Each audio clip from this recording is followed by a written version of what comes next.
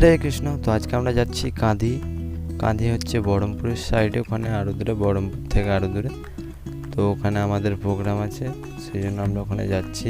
তো আগের বছর আমরা তাও গেছিলাম, ওখানে যজ্ঞ অনুষ্ঠান হয়েছিল, এবার ওখানেই বাৎসরিক অনুষ্ঠান পালন হবে। তো কাঁদিতে আমরা পৌঁছে প্রসাদ পেয়ে নিই, তারপরে আমাদের প্রোগ্রাম শুরু হয়।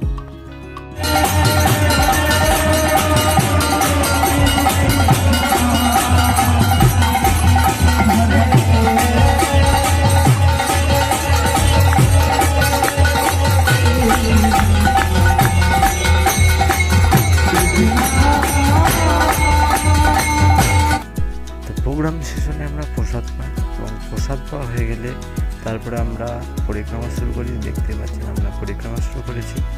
যখন আমরা কাঁদির ওই গ্রামটা ঘুরবো, এখানকার ভক্তদের প্রচুর উৎসাহ আছে, সেই জন্য আমরা পরিক্রমা এখানে করলাম।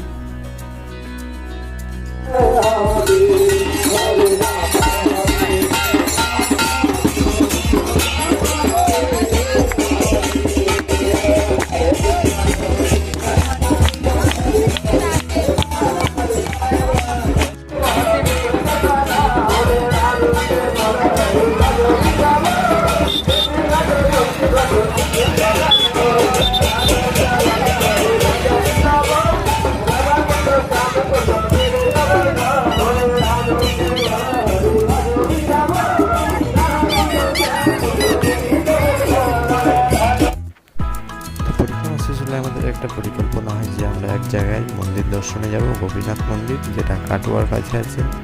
তাই আমরা কাঁদি থেকে সবকে বিদায় দিয়ে এখন গোপীনাথ মন্দিরের উদ্দেশ্যে রওনা দিলাম।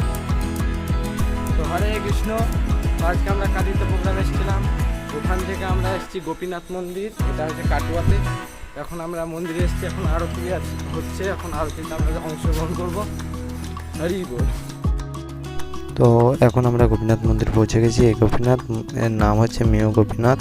তো এটার আমরা মাহাত্ম্য কথা শ্রবণ করলাম, এবং গোপীনাথ মন্দির দর্শন করার পর আমরা আরতি করি এবং তারপরে এখান থেকে চলে যাই।